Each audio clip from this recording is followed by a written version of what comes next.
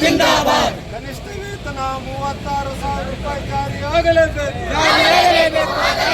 ಕನಿಷ್ಠ ವೇತನ 36,000 ರೂಪಾಯಿ ಜಾರಿಯಾಗಲೇಬೇಕು. ಅದಕ್ಕಾಗಿ ಹೋರಾಟ.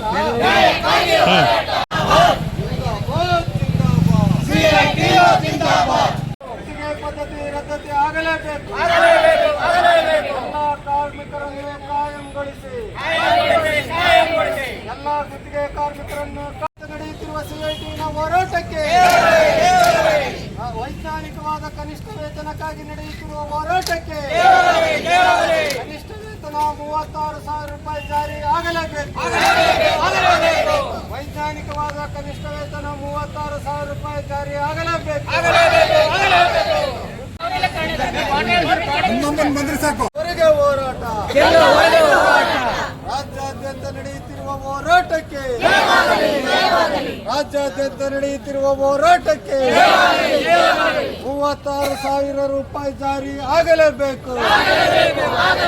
ಕನಿಷ್ಠ ವೇತನ 36,000 ರೂಪಾಯಿ ಜಾರಿ ಆಗಲೇಬೇಕು.